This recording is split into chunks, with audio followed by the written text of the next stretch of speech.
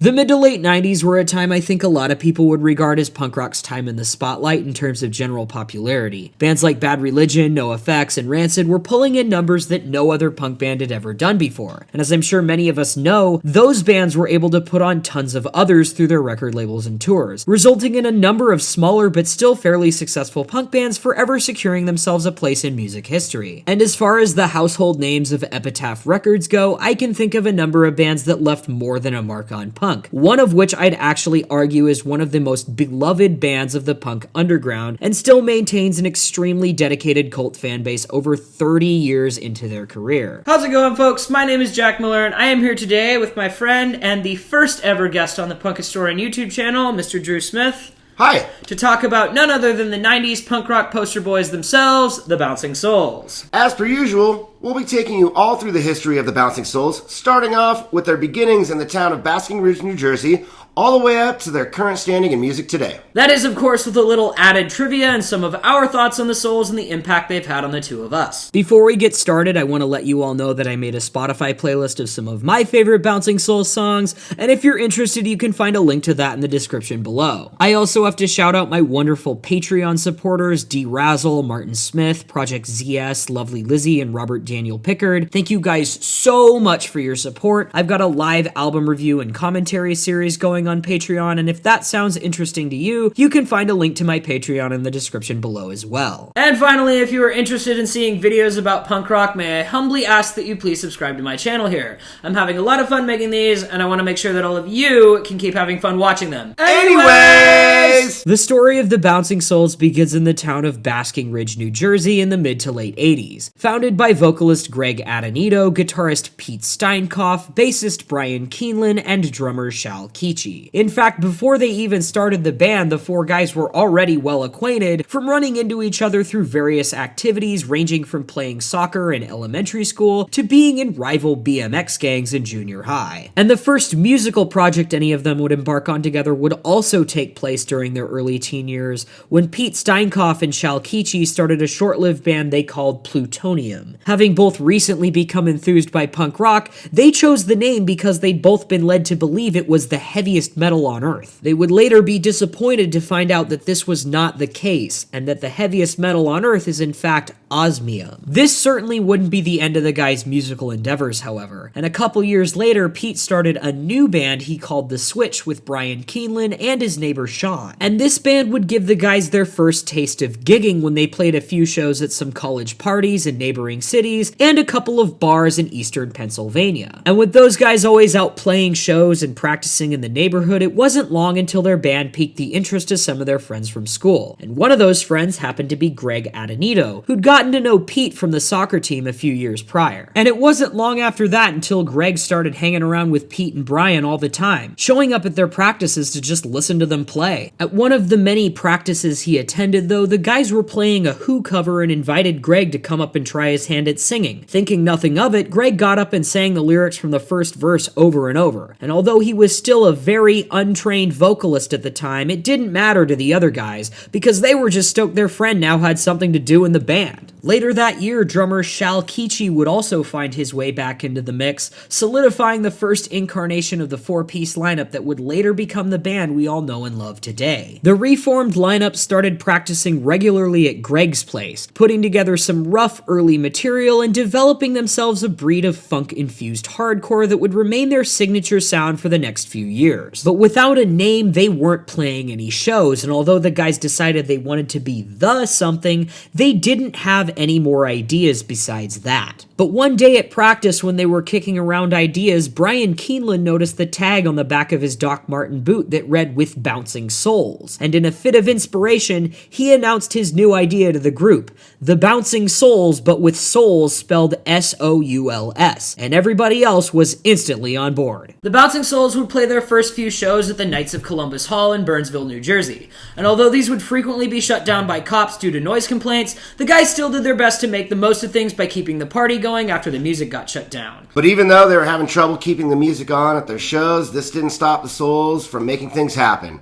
And with the help of his friend Ugly Bill, Brian found a way to score the band some free merch by stealing bags of blank shirts from a local department store and printing the logos on them himself. And Brian's artwork would quickly become an important piece of the Bouncing Souls image, as he would also play a major role in designing their album artwork, flyers, merch, and other promotional art pieces they used to promote their music and shows. Around the time the Souls had started playing their first shows was also around the time the guys had all graduated high school, kind of sitting in that limbo of knowing they didn't want to go to college but still weren't really sure where they wanted to take their lives. Amidst all their confusion about what they wanted to do with themselves, though, the guys came up with the idea to move to New Brunswick, a college town roughly 30 minutes south of Basking Ridge. And even though Greg and Brian had nearly committed to going to college at that point, they made the decision on a whim to go move into a punk house down there instead, and see what taking their band to New Brunswick could do for them. When Shal's parents saw the place him and his friends were planning on moving into, though, they told him there was no way he was moving in there, so he wound up staying home in Basking Ridge and commuting down south to jam with the band. But the other three guys all moved into a place on 54 Welton Street and hung around there for roughly 10 months, marking the beginning of the first real chapter in the Bouncing Souls story. With 3/4 of the Souls and several other young punk dudes all living in that house, though, it didn't take long for things to erupt into utter chaos. The guys were having parties all the time and sometimes running into trouble with some of the local crooks. Their house also had an open door policy, and some of these criminals would often end up squatting there when they were running away from the cops too. Nonetheless, though, the guys made the utmost best of times out of their new living quarters, quickly making friends in the new neighborhood with their open door, and even letting the neighborhood kids come over and play in the pool from time to time. They knew they couldn't stick around here forever though, and especially with all the criminals coming in and out. So the Souls would move to a new spot elsewhere in New Brunswick, as they simultaneously kept their band as active as they could by playing out locally around 3 times a month. They would find their next long-term home at 174 Commercial Avenue, which the guys have regarded as the golden era of their New Brunswick punk house days. They'd set up all their gear in the basement and used it as a rehearsal space, and maintained the same open door policy they had at the last place, housing any of their friends who came through town by dividing the house's many rooms up for people to live in together. In fact, at one point, the band had as many as 7 or 8 different people living with them. The Bouncing Souls would also regularly put on shows at their house, which really helped them get their name out into the local scene, getting in touch with all the local musicians to put on makeshift music festivals of sorts,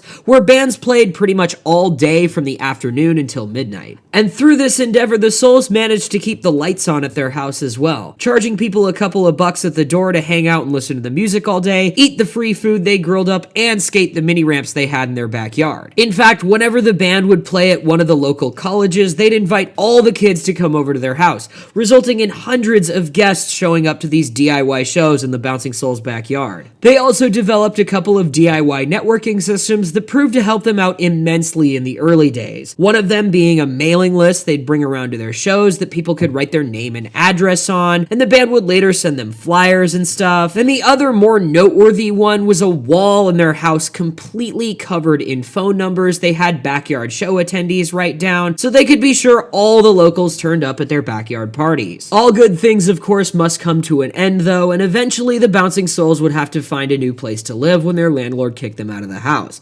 However, the guys would do a thorough job of trashing the place right before they left, at one point even dropping an old toilet off the roof. But just because that was the end for Commercial Avenue does not mean it was the end for the Bouncing Souls, and the guys would keep playing shows as often as they could, most notably at a venue called City Gardens in Trenton, New Jersey, opening up for all kinds of punk classics ranging from the Ramones to Bad Brains to Fugazi. And playing with bands of this caliber gave the band an opportunity to really refine and improve their live act. And in 1989, they would put together their first demo tape, staying true to the same funk hardcore sound they'd become known for in their local scene. And the band would ship these demos out to various labels, seeing if they could score themselves a deal. But after receiving numerous rejection notices and coming to terms with the realization that record labels weren't as eager to sign a funk-infused hardcore band as they may have thought, the Souls opted to put their music out themselves. This early demo we mentioned here, of course, isn't available on streaming, but if you are interested in giving it a listen, I put together a YouTube playlist of obscure Bouncing Souls releases that people have uploaded to YouTube. YouTube, and you can find a link to the playlist in the description below. The Souls would have a brief stint with a label called Complex Records in 1991 before going the pure DIY route, however, and they released one 4-song 7-inch they named Ugly Bill after that friend of Brian's. There's not a whole lot of info on Complex Records or this release available online, and all I could find while researching for the video was a rip of the 7-inch someone uploaded to YouTube. But if you're interested in checking it out, you can find it in the B-side playlist I mentioned earlier. Shout out to the channel Royale450 for uploading. The Souls would also move into a new house around this time, now being confined to a much smaller apartment that unfortunately made it impossible for them to put on shows, which of course meant the band would have to keep all their gigging reserved for the clubs and other DIY spots in town from then on. So instead, the guys found a new way to have fun around the house by making home movies with their friends. The band would also take another stab at recording in 1993 when they hit the studio at the Warehouse in Philadelphia and produced a 6-song EP they called the Greenball Crew, named after what their group of friends from the house on Commercial Avenue used to call themselves. The Souls would later regard this release as not being their best work, feeling the music still lacked a cohesive direction, and although at this point the band had cut most of the funk influence from their sound, this EP definitely still shows their music in a fairly primitive and experimental state. But that's not to say this EP doesn't have its charms, and I've always found the early 90s to be a really interesting time for hardcore in general, and this EP almost perfectly captures the more experimental side of that time in the genre. And while they were still a very young and inexperienced band and maybe didn't execute this sound as well as a veteran band like Fugazi, this was already a huge step up from the funk-infused stuff they'd been doing a couple years prior. The band would then borrow some money from their friend Tim Chunks to start a label and put out the EP, and jokingly named their label Chunksaw Records after the way Tim said his name. And in fact, Brian even drew up a little cartoon version of him to use as the label's mascot. The Bouncing Souls would then follow this release up with the Argyle EP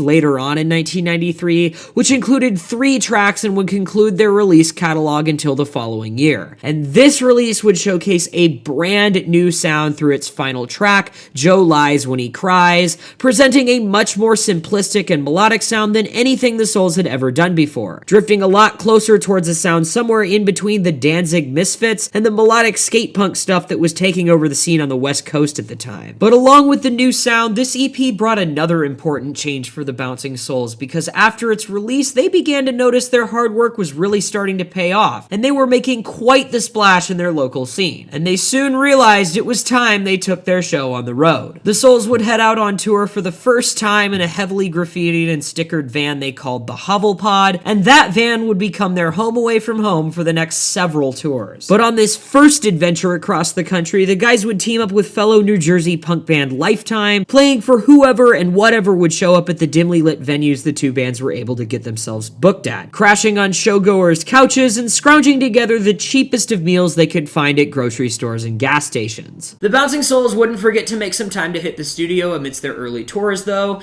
and in the year 1994 they would drop 4 brand new releases. First came a series of 7-inches beginning with the 4-track Neurotic, which was followed up by 2 split releases. But the most noteworthy of these releases would be the hybrid compilation first record, The Good, The Bad, and The Argyle, which included everything from the Argyle and Neurotic 7-inches, along with covers of the Strangeloves' I Want Candy, The Waitress's I Know What Boys Like, and 3 brand new tracks. But things wouldn't be all fun and games for the band, however, as they would find the more time they spent out on the road, the harder it was to keep their bills paid in their apartment back home, and they eventually had to resort to squatting at a futon shop called White Lotus in New Jersey. However, a couple of the guys would find a way to turn this into an off-tour job for them when the store's manager, Kate Hiltz, agreed to let them stay there so long as they were willing to help her out in the shop. Brian would be the first to get his foot in the door, and after him, the rest of the guys followed suit one by one. And this would later inspire the fan-favorite track, Kate is Great, from the Souls' self-titled record from 1997. The Bouncing Souls' hard work would certainly not go unnoticed, though.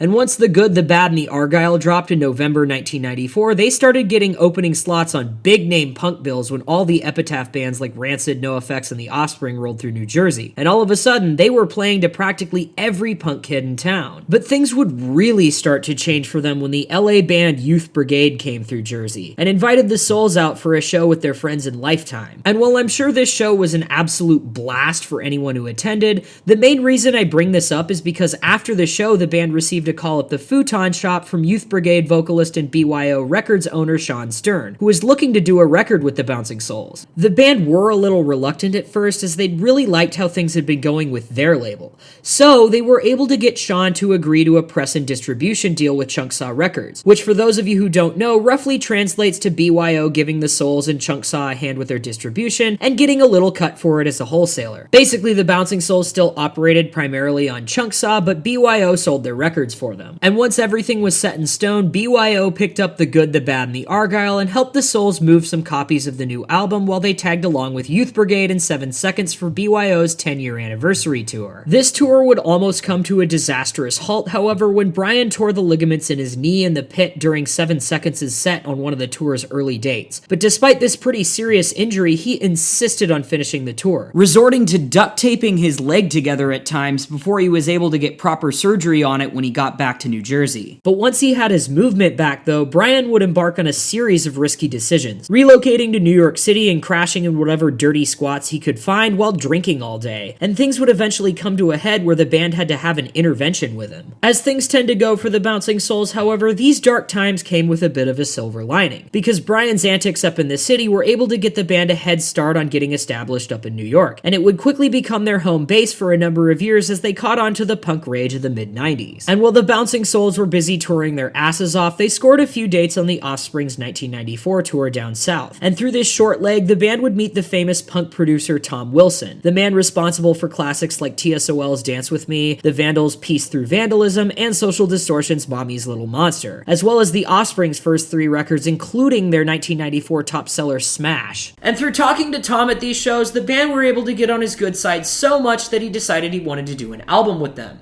And the Bouncing Souls would hit the studio with Tom in 1995, recording their second full-length record, Maniacal Laughter. The record then made its debut on January 26, 1996, including 10 brand new tracks as well as a cover of Ted Daffin's song Born to Lose and a re-recording of the song Quick Check Girl, both of which the band had previously recorded for their split with Buglight in 1994. But right before they dropped Maniacal Laughter, the Souls gave their fans a little teaser with the Johnny X 7-inch a few months prior. And coincidentally enough, while the Souls were recording those 2 releases, the guys from that big rock band, Kiss, they walked in the studio and heard everything. Crazy. You see, Tom Wilson had worked up quite a name for himself after the success of the Offspring Smash, so he had some big-time connections in the music world at that point. And as fate may have it, the Kiss guys turned out to like the music they heard that day, and there was a period of time where the Bouncing Souls were hanging out with them in California. But the next major thing on the agenda for the Bouncing Souls was to get back out on the road, and big things would start happening when Youth Brigade took them out on a European leg as an opener later on in 1996. This tour would then be followed up by a US leg with the Descendants, and when that tour made its stop in Los Angeles, the band would unexpectedly become formally acquainted with Bad Religion guitarist and Epitaph Records owner Brett Gurewitz. After seeing them play, Brett invited the guys out to lunch as he was looking to pull them into his roster, and while the Souls were a little skeptical like last time, after a good conversation with Brett, they were more than convinced that Epitaph was the right home for their music, and the Bouncing Souls would sign with Epitaph Records in early 1997. The Bouncing Souls would then spend some time writing as many songs as they could for their third full-length record, arranging 16 brand new tracks, including one written with their friend and label namesake Tim Chunks that they appropriately named Chunk Song. And after a number of recording sessions with Tom Wilson in California, the new record was mixed and mastered and made its debut on September 23, 1997 as a self-titled release. The band would then head out on that year's Warped Tour and a tour with the DC ska outfit the Pie Tasters. But for as nice as things may have looked on the surface, the endless days out on the road and social exhaustion were really starting to get to Greg, and this had begun to affect the band dynamic, leading to some pretty rough shows on tour. But just as they always have, the Souls pulled through once again in ways nobody could have predicted, opting to take a group getaway to India for some time off. And the trip not only re-solidified their relationships with one another, but also brought them back to the States with a much more positive outlook on life. Upon their return to the States, the Bouncing Souls would hop back out on the road for some US tours,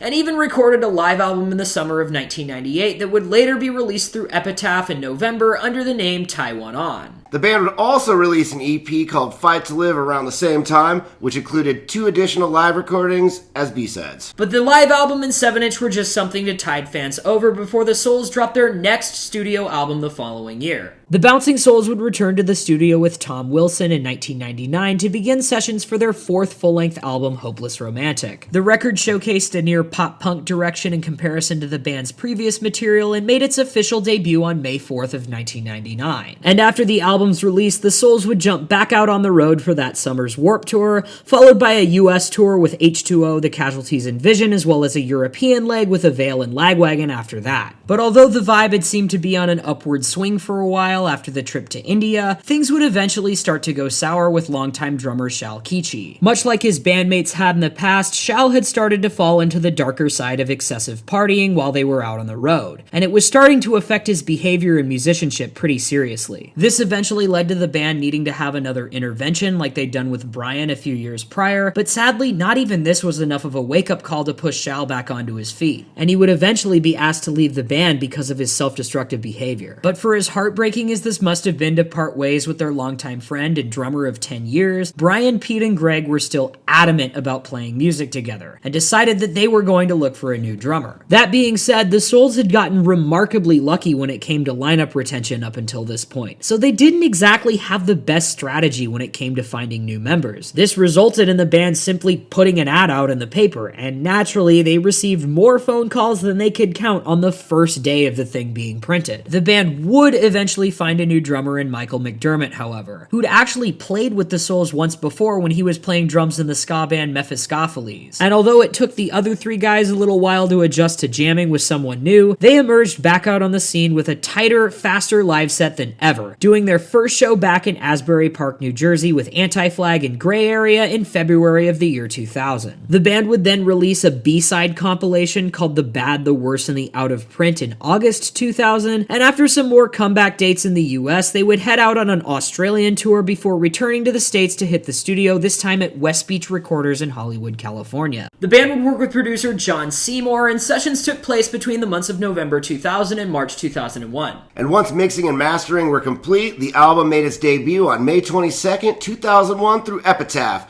under the name How I Spent My Summer Vacation. And this record did one hell of a job at capturing the Souls' tight new package, marking the debut of 13 brand new tracks, a number of which would quickly become staples in the band's set for years to come. The band would then embark on several tours in support of the album, beginning with a European leg in May and June of 2001, as part of the Deconstruction tour that featured other noteworthy punk bands of the era like Pennywise, Avail, Snuff, and Sick of It All. The band would also take part in the 2001 Warped Tour later on in the summer, and finish things off strong on a US leg with Flogging Molly. The Souls would also shoot 2 music videos for Summer Vacation singles Gone and True Believers, and although they were scheduled for a Japanese tour with Green Day, this unfortunately wouldn't be able to happen when they had to pull out due to a family emergency. The band would later recoup later on in 2002 though, and would briefly return to BYO Records for a split release with Anti-Flag. The Bouncing Souls would contribute 3 brand new original songs along with a cover of Anti-Flag's That's Youth, Cockspurs We're Coming Back, and Sticks and Stones' Less Than Free. Anti-Flag, on the other hand, would also contribute 4 original tracks of their own, and covered the Bouncing Souls fan favorite track Freaks, Nerds, and Romantics, along with the Buzzcocks song Ever Fallen in Love. The 2 bands would then do a full US tour in support of this release after it officially dropped on September 3rd, 2002. The Bouncing Souls would then follow up with another split release, this time with the band 00, that was issued through Chunksaw a little later on in 2002. While all this was happening though, Brian would be hit with a burst of inspiration after he fell into another rut in his personal life, after the end of a long-term relationship. But for as heartbreaking as this must have been, this would inspire a number of the staple songs to feature on the band's next full-length release, and they would return to the studio in January of 2003 to produce said album. The band would co-produce the record with John Seymour at 2 separate studios over the span of a few months, first at Lakeview Farms in North Brookfield, Massachusetts, and and later at Water Music in Hoboken, New Jersey. The record then made its debut on August 26, 2003 through Epitaph under the name Anchors Aweigh. The album was of course a smash hit in the punk scene and even got the Souls some decent attention from critics when it hit 168 on the Billboard 200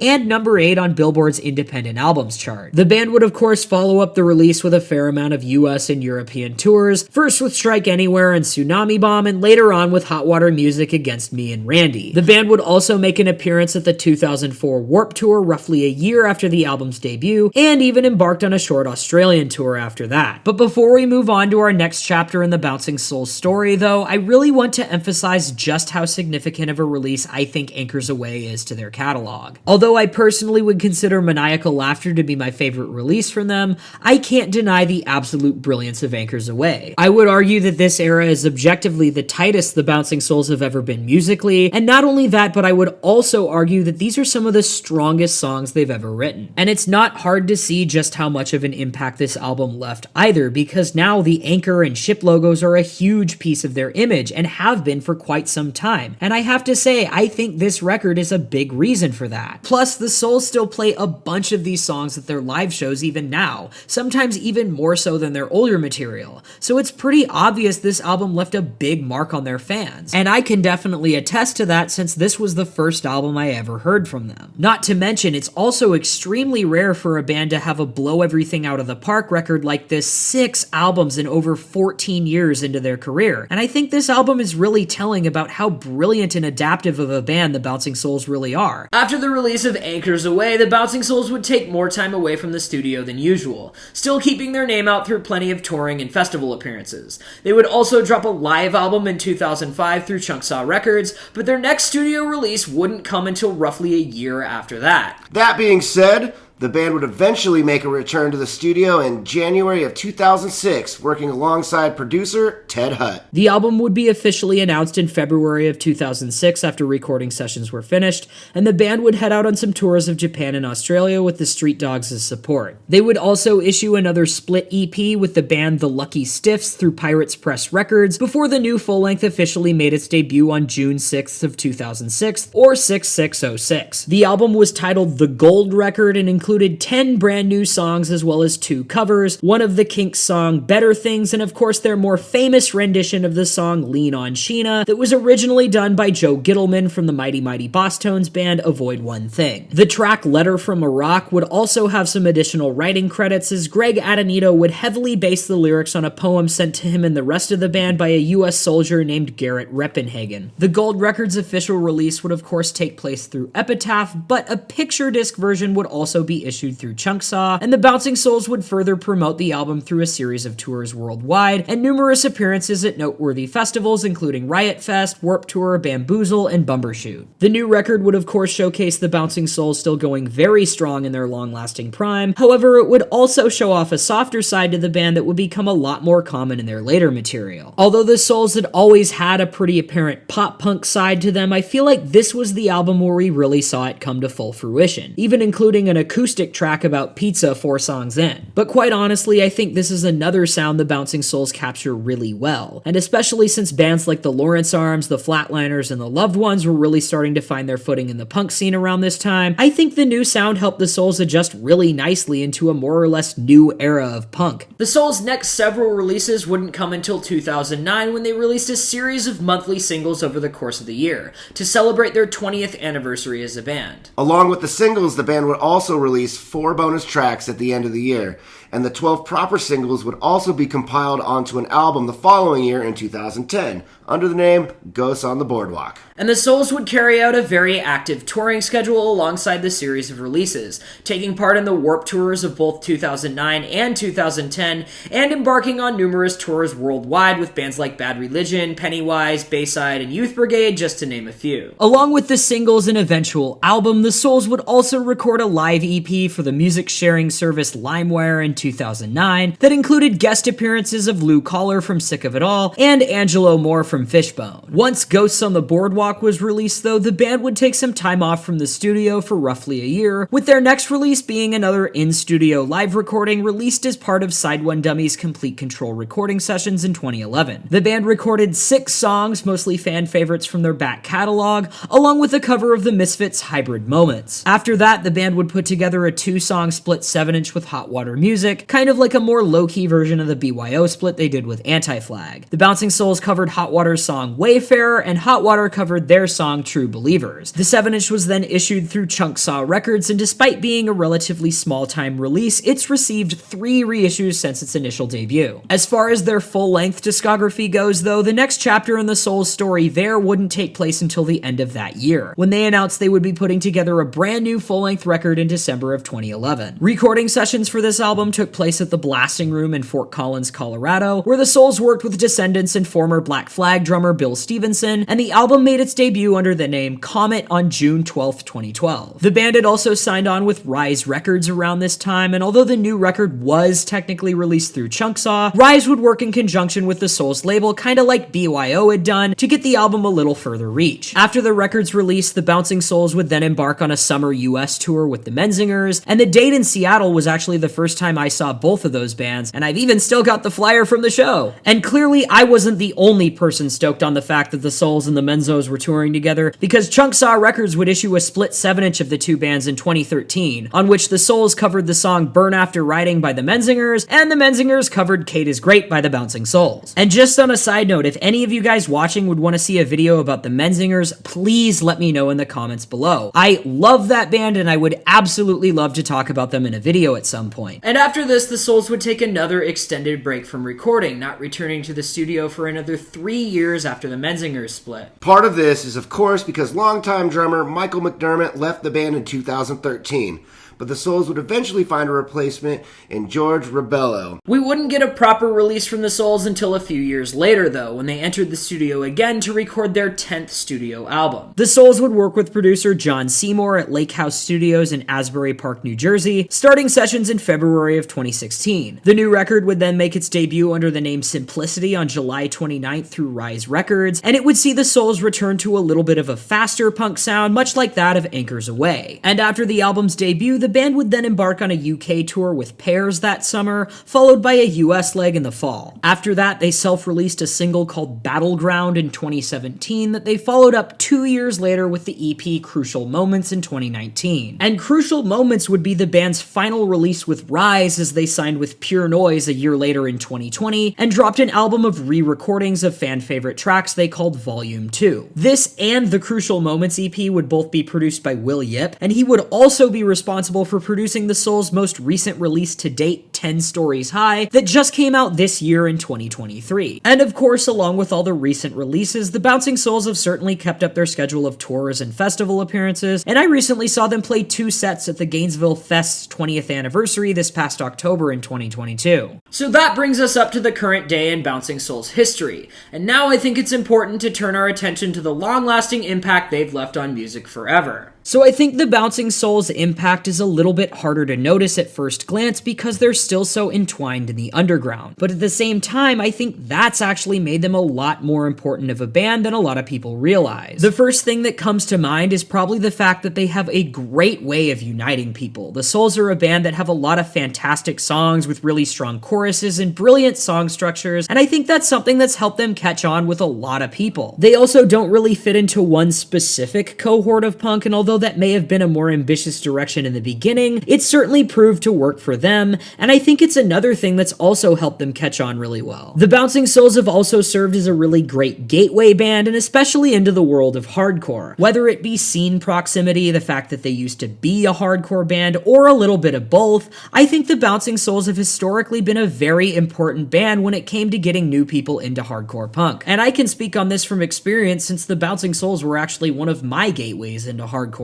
I had of course already been dabbling in it with some of the more well-known bands like Madball and H2 H2O, but once I discovered the Souls, I got really curious about punk from New York and New Jersey, and then it was pretty much all the classic New York City stuff after that. Plus, they've been known to tour and do collabs with hardcore bands here and there, so even though they might not be a hardcore band anymore, they certainly haven't forgotten their roots. The Souls have also been really great at bringing up smaller bands over the years. Like I said earlier, the first time I saw them, they actually had the Menzingers supporting them, but that is certainly not the only time they've done something like that. And I think that's them showing their roots a little bit too. Coming up in a punk house scene the way they did and having bands play in their backyard, they've pretty much been putting on other bands since day one. So now that they're internationally known, they've kept that practice up by putting on smaller up-and-coming bands in the touring circuit. And like I said earlier, the Souls have just made some phenomenal music, and to be honest, they probably could have been a lot bigger if they'd signed to a major. Would they be the same band we have today? Would their prime have lasted as long? Would they make the same music they make these days, and would it still be as good? Of course, we'll never know. But the point is, they absolutely could have gone a million miles further than they did. They had the whole package: great songs, vibrant energy, a killer live show, and an awesome image due to Brian Keeneland's artwork. So who knows what could have happened if even the slightest thing had gone differently. But all that being said, I for one am glad we have the Bouncing Souls the way they are now. And I certainly couldn't imagine them as anything other than a DIY punk band.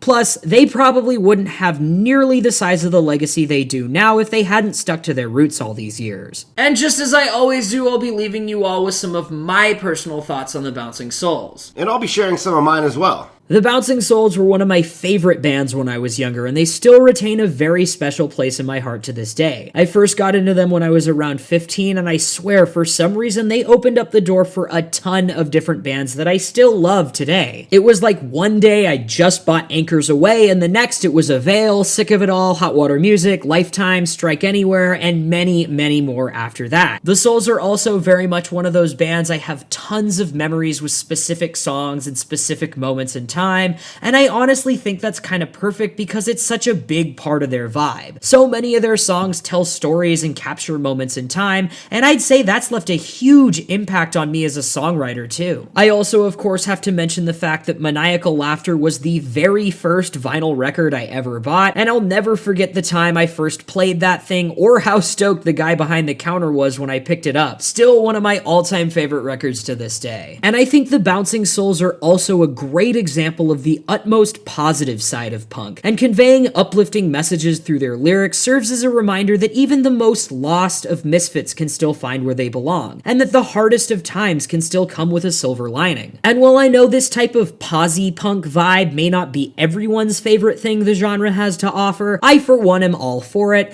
and I think this type of energy is a very important and balancing piece of the punk rock pie. Angry bands are great, yes, and there's certainly a time and a place for that, and plenty of things we should be angry about, but it's just as important that we remember to enjoy the good times, celebrate them, and lift up those around us who we care about. After all these years, all the great albums and tours, the story of the Souls remains as one of the most inspiring success stories in DIY punk. 4 friends doing what they love and keeping the party going for as long as they can. For me, the 15 years of the Bouncing Souls documentary painted the best picture. As long as you stay true to yourself and your chosen family, the best things are yet to come. If it wasn't for the Souls and their story, I wouldn't have even tried to have been in a band and done the grind myself. I come from a small town, so these dreams and ambitions seemed unattainable as a kid. I owe some of my best experiences in my life to the Souls and their story. They paved the way in DIY and showed countless bands how it's done. So on behalf of me, my bands, and all the other fans you've inspired throughout the years,